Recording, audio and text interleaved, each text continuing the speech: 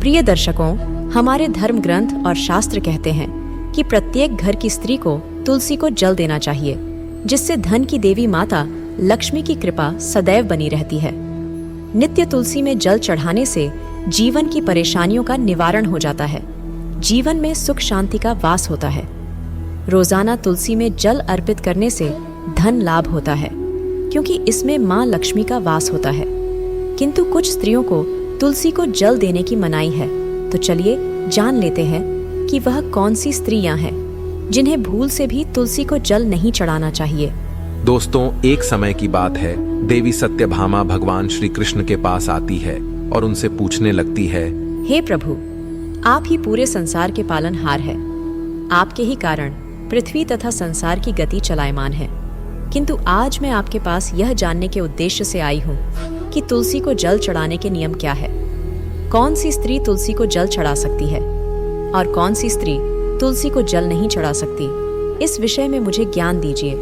तथा कौन सी अवस्थाओं में स्त्रियों को तुलसी को स्पर्श नहीं करना चाहिए, कृपा करें और मेरे मन की आशंकाओं को दूर करें। भगवान श्री कृष्ण कहते हैं, हे सत्यभामा, आज तुमने उत्तम प्रश्न किया है। तुलसी को जल देने के महत्वपूर्ण नियम होते हैं। उन नियमों का पालन करते हुए ही तुलसी को जल देना चाहिए। यदि कोई व्यक्ति इन नियमों का पालन नहीं करता है तो उसे महापाप लगता है। देवी लक्ष्मी उसके घर का त्याग करके चली जाती है। हे प्रिय, आज मैं उन 3 स्त्रियों के विषय में बताने वाला हूं जिन्हें तुलसी को जल नहीं चढ़ाना चाहिए। इन स्त्रियों को तुलसी को जल देने का कोई शुभ फल प्राप्त नहीं होता है, उल्टा इनके द्वारा तुलसी को जल चढ़ाने पर उन्हें महापाप ही लगता है। तुलसी को जल चढ़ाने के नियम बताने से पूर्व, हे देवी, मैं आपको सुनंदा का प्राचीन इतिहास सुनाता हूं, जिसे आप ध्यान से सुनिए। जो भी स्त्री इस प्राचीन कथा का श्रवण करती है, उसे तुलसी को 100 वर्षों तक जल देने का पुण्य प्राप्त होता है। इस कथा को जो भी ध्यान से सुनता है और इसका प्रचार करता है, उसके दुखों का नाश होता है और उसकी दरिद्रता दूर होती है। देवी सत्यभामा कहती है, हे स्वामी, आपके मुख से इस कथा का श्रवण करना बड़े सौभाग्य की बात है। कृपया आप मुझसे वह कथा कहिए, मैं इसे ध्यान से पूरा अवश्य सुनूंगी। भगवान श्री कृष्ण कहते हैं, हे देवी सत्यभामा, पूर्वकाल की बात है। दक्षिण देश में एक अत्यंत शोभायमान नगरी थी। उस नगरी में सुदेव नाम का एक ब्राह्मण निवास करता था। सुदेव बहुत ही बुद्धिमान और शास्त्रों में पारंगत था। उसने वेदों का भी अध्ययन किया था। उसी के नगर के पास अन्य एक नगर था। उस नगर में ध्यान शर्मा नाम का एक विद्वान ब्राह्मण था। उसकी एक पुत्री थी जिसका नाम सुनंदा था। उस ध्यान शर्मा ने बड़े ही लाड़ प्यार से अपनी पुत्री का लालन पालन किया था। उसकी पुत्री अत्यंत सुंदर और गुणवान थी। जब सुनंदा विवाह के योग्य हुई तो ध्यान शर्मा को अपनी पुत्री के विवाह की चिंता सताने लगी। इसीलिए उसने अपनी पत्नी से कहा, हे प्रिय, हमारी पुत्री अब जवान हो चुकी है, इसीलिए अब इसका विवाह हमें कर देना चाहिए। तब उसकी पत्नी कहती है, हे स्वामी, मेरी दृष्टि में एक विद्वान ब्राह्मण है जिनका नाम सुदेव है। मैं तो कहती हूँ हमारी पुत्री का विवाह उन्हीं श्रेष्ठ ब्राह्मण के साथ करा दिया जाए। उनके साथ विवाह करके हमारी पुत्री सुखी जीवन व्यतीत करेगी। ध्यान शर्मा कहता है, हे प्रिय, तुम ठीक कहती हो। मैंने भी सुदेव जी के विषय में बहुत सुना है। हम हमारी पुत्री का विवाह उन्हीं के साथ करेंगे। मैं कल ही उनके पास अपनी पुत्री के विवाह का प्रस्ताव लेकर जाता हूं। फिर ध्यान शर्मा अपनी पुत्री के विवाह का प्रस्ताव लेकर सुदेव के घर पर जाता है। सुदेव घर में अपने माता पिता की सेवा कर रहा होता है। जब ध्यान शर्मा सुदेव को अपने माता पिता की सेवा करते देखता है तो उसे बड़ा आनंद होता है। वह सोचता है, अरे वाह, यह ब्राह्मण पुत्र तो कितना महान है। यह तो बड़ी प्रसन्नता से अपने माता पिता की सेवा कर रहा है। जब ध्यान शर्मा को सुदेव द्वार पर खड़ा देखता है तो उनका स्वागत करता है और कहता है, हे विप्रवर, पधारिए, आपका स्वागत है। कहिए, मैं आपकी किस प्रकार से सहायता कर सकता हूं? सुदेव का अतिथि सत्कार देखकर ध्यान शर्मा बहुत प्रसन्न हो जाता है। वह देखता है कि सुदेव का घर अत्यंत पवित्र और शुद्ध होता है। उसके घर के सामने तुलसी का पौधा होता है और घर के अंदर भगवान विष्णु की प्रतिमा रखी हुई होती है। इससे ध्यान शर्मा को विश्वास हो जाता है कि सुदेव ही उसकी पुत्री के लिए सर्वोत्तम वर है। फिर ध्यान शर्मा सुदेव से कहता है, हे विप्रवर, आज मैं आपके पास मेरी पुत्री के साथ आपके विवाह का प्रस्ताव लेकर आया हूं। मेरी पुत्री के लिए आपके समान श्रेष्ठ वर कहीं और नहीं मिल सकता। सुदेव के माता पिता भी यह बात सुनकर प्रसन्न हो जाते हैं और सुदेव को विवाह के लिए मना लेते हैं। फिर सुदेव भी विवाह के लिए तैयार हो जाता है। विवाह का मुहूर्त तय किया जाता है और एक पवित्र स्थान पर सुदेव और सुनंदा का विवाह संपन्न किया जाता है। सुनंदा के सुंदर और मनमोहक रूप को देखकर सुदेव बहुत प्रसन्न होता है। सुनंदा अत्यंत गुणवान और चरित्रवान स्त्री थी। विवाह के बाद जब सुनंदा सुदेव के घर पर जाती है तो वह अपने पति और सास ससुर की बड़ी सेवा करती है। अपनी मधुर वाणी और कार्यों से वह सभी के मन को जीत लेती है। सुनंदा के ससुराल वाले भी उसके कार्य से बहुत संतुष्ट रहते हैं। सुनंदा नित्य अपने पति से पहले जागकर घर का आंगन साफ करती थी, फिर घर के अंदर साफ सफाई करके स्नान किया करती थी। स्नान करके वह नित्य तुलसी को जल देती थी और फिर पूजा घर में जाकर भगवान विष्णु और मां लक्ष्मी की पूजा किया करती थी। फिर भोजन बनाकर उसमें तुलसी पत्र डालकर भगवान विष्णु को भोग लगाया करती। उसके बाद वह अपने पति को भोजन कराकर फिर खुद भोजन किया करती थी। रात को वह पति के चरण दबाकर उसके सो जाने के बाद सो जाया करती थी। सुनंदा के अंदर एक पतिव्रता नारी के सभी लक्षण थे और वह अपने पति को ही परमेश्वर मानकर उनकी सेवा करती थी। सुनंदा ने कभी अपने पति के अलावा अन्य पुरुष के विषय में विचार नहीं किया। वह सत्य धर्म का पालन करने वाली और धर्म कार्य करने वाली पवित्र स्त्री थी। उसने कभी कोई अशुभ कार्य नहीं किया। सुनंदा के ऐसे सात्विक और सरल स्वभाव को देखकर मां लक्ष्मी भी उस पर मेहरबान थी। मां लक्ष्मी स्वयं चलकर उसके घर में आकर निवास करने लगी, जिससे सुनंदा के जीवन में सुख समृद्धि और भी अधिक बढ़ गई। भगवान श्री कृष्ण कहते हैं, हे देवी सत्यभामा, देवी लक्ष्मी उन्हीं स्त्रियों पर अपनी कृपा दृष्टि बनाए रखती है जो पतिव्रता होती है और जो सत्य धर्म का पालन करती है। सुनंदा के अंदर वे सभी लक्षण थे जो एक श्रेष्ठ पतिव्रता नारी के अंदर होने चाहिए। लेकिन आगे मैं तुम्हें बताऊंगा कि सुनंदा की एक भूल के कारण देवी लक्ष्मी उसके घर को त्याग के कैसे चली गई। एक दिन सुनंदा का पति अत्यंत कामातुर होकर सुबह स्नान करने के पश्चात सुनंदा के पास आया और उसने सुनंदा के साथ शारीरिक संबंध स्थापित किया, जिससे सुनंदा का शरीर अपवित्र हो गया। लेकिन सुनंदा का मन भी काम के प्रभाव में ही था, इसीलिए वह अपने नित्य नियम को भूल गई।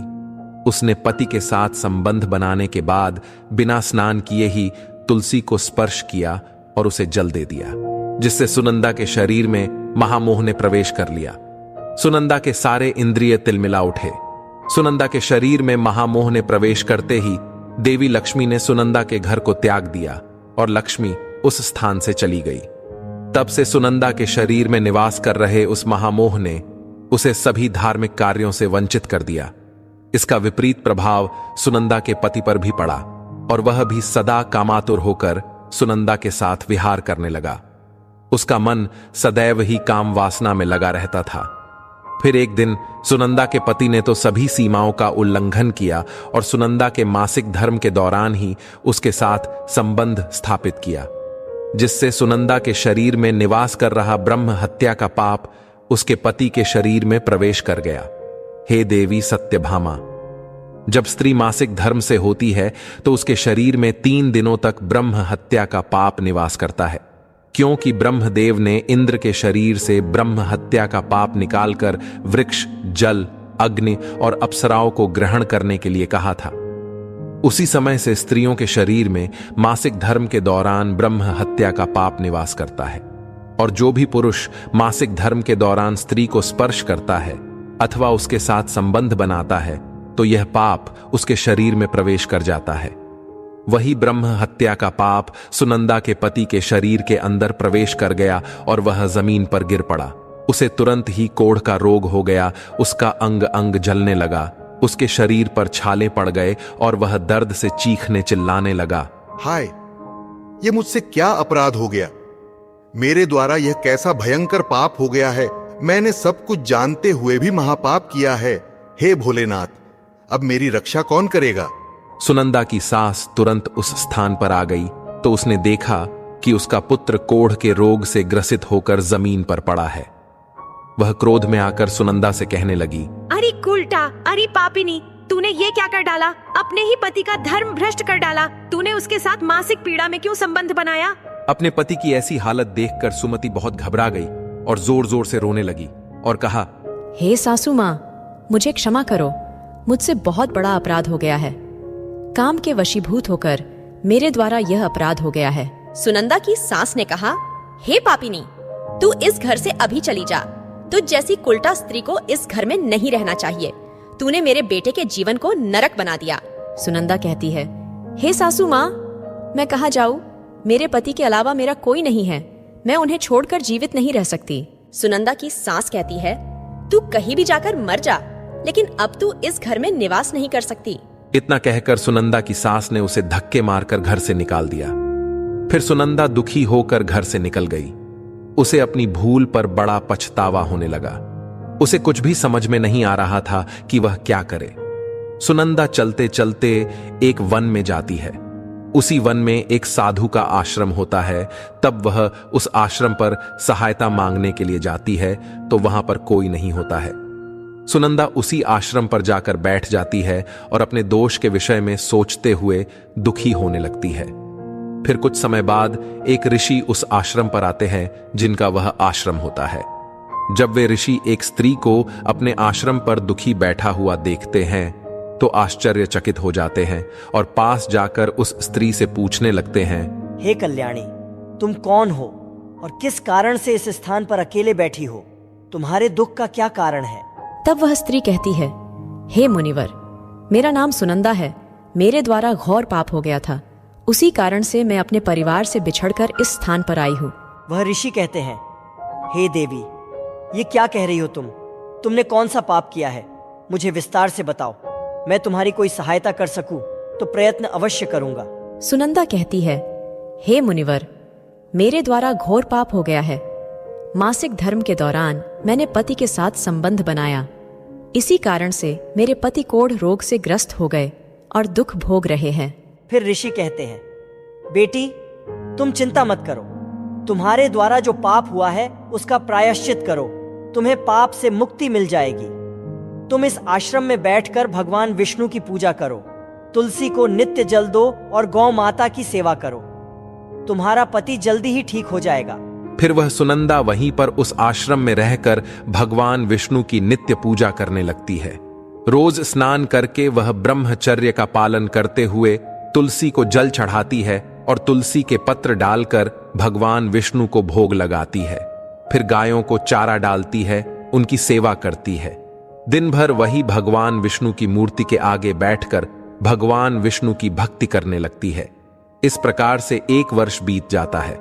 भगवान विष्णु सुनंदा की दृढ़ निष्ठा और भक्ति से अत्यंत प्रसन्न हो जाते हैं और सुनंदा को साक्षात दर्शन देते हैं। भगवान विष्णु को साक्षात अपने सामने खड़ा देखकर सुनंदा उन्हें बारंबार प्रणाम करने लगती है। तब भगवान विष्णु सुनंदा से कहते हैं, हे पुत्री, तुमने बड़ी ही श्रद्धा से और भक्ति भाव से मेरी आराधना की है, इसीलिए अब मैं तुम पर प्रसन्न हूं। कहो, तुम्हारी क्या कामना है? तब सुनंदा कहती है, हे प्रभु, कृपया मुझे बताइए, मेरे किस दोष के कारण मेरे अंदर काम का वास हो गया, जिस कारण से मेरे द्वारा घोर पाप हुआ और मेरे पति को कोढ़ का रोग हो गया? भगवान विष्णु कहते हैं, हे पुत्री, अब तुम ध्यान से सुनो। तुम्हारे द्वारा अनजाने में ही एक पाप हुआ था, जिस कारण से तुम्हारे अंदर महामोह ने प्रवेश कर लिया था। एक दिन तुमने अपने पति के साथ संबंध बनाने के बाद बिना स्नान किए ही तुलसी को जल दिया था। पति पत्नी जब रति क्रिया करते हैं तो उनका शरीर अपवित्र हो जाता है और ऐसी अवस्था में तुलसी को कभी स्पर्श नहीं करना चाहिए। तुलसी लक्ष्मी का ही रूप है। तुमने अपवित्र अवस्था में ही तुलसी को जल अर्पण किया था, जिस कारण से देवी लक्ष्मी तुम्हारे घर का त्याग करके चली गई और फिर महामोह ने तुम्हारे अंदर प्रवेश कर लिया। उसी महामोह के कारण तुम्हारे और तुम्हारे पति के अंदर काम का प्रभाव अधिक बढ़ गया और मासिक धर्म के दौरान स्त्री के साथ संसर्ग होने के कारण तुम्हारे पति को कोढ़ का रोग हो गया था। वह सुनंदा कहती है, हे प्रभु, अनजाने में मुझसे यह बड़ा पाप हो गया था। अब इस पाप का क्या प्रायश्चित है? भगवान विष्णु कहते हैं, हे सुनंदा, इस पाप का प्रायश्चित तुमने 1 वर्ष तक ब्रह्मचर्य व्रत का पालन करके कर लिया है, इसीलिए अब तुम पाप से मुक्त हो। सुनंदा कहती है, हे प्रभु, कृपया मुझे बताइए किस अवस्था में तुलसी को जल नहीं देना चाहिए और तुलसी को जल देने के क्या नियम हैं? भगवान विष्णु कहते हैं, हे सुनंदा, अब मैं तुम्हें तुलसी को जल देने के नियम बताता हूं, तुम इसे ध्यान से सुनो। हे पुत्री, तुलसी एक अत्यंत पवित्र पौधा है। यह मुझे सबसे अधिक प्रिय है, इसीलिए इसकी सात्विकता बनी रहनी चाहिए। इस पौधे को कभी अपवित्र अवस्था में स्पर्श नहीं करना चाहिए। जो स्त्री मासिक धर्म से हो, उस स्त्री को इस पौधे को कभी स्पर्श नहीं करना चाहिए। मासिक धर्म के दौरान स्त्री के शरीर में ब्रह्म हत्या का पाप होता है। ऐसे में स्त्री को तुलसी को जल नहीं देना चाहिए। किसी भी स्त्री और पुरुष को संबंध बनाने के बाद तुलसी के पौधे को स्पर्श नहीं करना चाहिए और ना ही इसे जल देना चाहिए। संबंध बनाने पर स्त्री और पुरुष का शरीर अपवित्र हो जाता है। ऐसी अवस्था में तुलसी के पौधे को स्पर्श करने पर दोष लगता है। देवी लक्ष्मी ऐसे स्थान से चली जाती है। हे पुत्री, जो स्त्री अपने पति का त्याग करके चली गई हो, जो विवाह के पश्चात अपने पति को छोड़कर अन्य पुरुष के साथ निवास कर रही हो, ऐसी स्त्री को भी तुलसी को जल नहीं चढ़ाना चाहिए। तुलसी की पूजा करने का अधिकार केवल पतिव्रता स्त्रियों को ही है। जो स्त्री असती होती है, उसे तुलसी को जल नहीं चढ़ाना चाहिए। हे सुनंदा, अब मैंने तुम्हें तुलसी को जल देने के संबंध में महत्वपूर्ण नियम बताए हैं, तुम इसे ध्यान में रखो। तब सुनंदा कहती है, हे प्रभु, मेरे पति कोढ़ के रोग से पीड़ित है, कृपा करके मेरे पति को रोग से मुक्त कीजिए। तब भगवान विष्णु कहते हैं, हे सुनंदा, तुमने इस तुलसी के वृक्ष की 1 वर्ष तक पूजा की है। यह अत्यंत पवित्र पौधा है। अब तुम इसके पत्ते ले जाकर अपने पति को खिला दो, वह रोग और पापों से मुक्त हो जाएगा। इतना कहकर भगवान विष्णु अंतर्ध्यान हो जाते हैं। यह सुनकर सुनंदा बहुत प्रसन्न हो जाती है और भगवान विष्णु को बारंबार प्रणाम करके धन्यवाद देती है।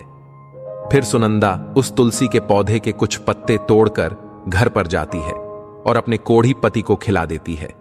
तुलसी के पत्ते खाते ही उसका पति एकदम से स्वस्थ हो जाता है और सुनंदा को गले से लगा लेता है। सुनंदा की सास भी जब यह चमत्कार देखती है तो बड़ी प्रसन्न हो जाती है और फिर वे सभी प्रसन्नता से रहने लगते हैं। भगवान श्री कृष्ण कहते हैं, हे सत्यभामा, इसीलिए इन अवस्थाओं में स्त्रियों को तुलसी को जल नहीं चढ़ाना चाहिए और ना ही तुलसी को स्पर्श करना चाहिए, अन्यथा इसके अशुभ परिणाम भोगने पड़ते हैं, जैसा सुनंदा के साथ हुआ था। दोस्तों, अब जानते हैं तुलसी के पौधे से जुड़े महत्वपूर्ण नियम। तुलसी के पौधे को मिट्टी के गमले में लगाना श्रेष्ठ होता है। घर के मुख्य द्वार के सामने एक सुंदर गमले में तुलसी का पौधा लगाना चाहिए। तुलसी के गमले को हमेशा जमीन पर अथवा किसी ऊंची जगह पर रखना चाहिए, लेकिन इसे कभी लटकाकर नहीं रखना चाहिए। तुलसी के पौधे में अच्छी मिट्टी का प्रयोग करना चाहिए। अशुभ स्थानों की मिट्टी कभी तुलसी के गमले में नहीं डालनी चाहिए, जैसे शमशान, नाली या शौच वाले स्थानों की मिट्टी का प्रयोग तुलसी के गमले में कभी ना करें। जिस तुलसी के पौधे की रोज पूजा करते हैं, उसे कभी जमीन के अंदर नहीं लगाना चाहिए।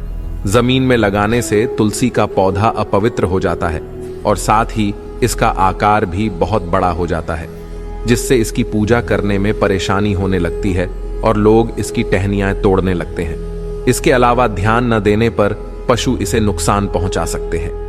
तुलसी का पौधा लगाने के लिए उत्तर, उत्तर पूर्व तथा पूर्व दिशा ही सर्वश्रेष्ठ मानी गई है। इसमें उत्तर पूर्व दिशा अत्यंत शुभ होती है।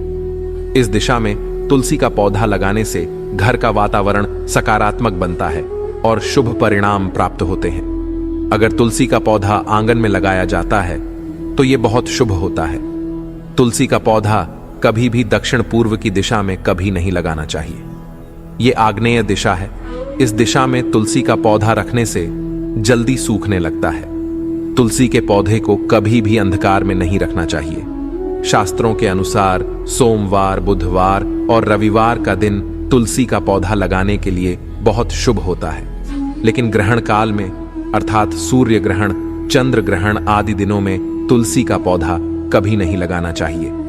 रविवार के दिन तुलसी को जल नहीं देना चाहिए। इस दिन पत्तियां भी नहीं तोड़नी चाहिए। तुलसी को जल देने के लिए शुद्ध पानी का ही प्रयोग करें।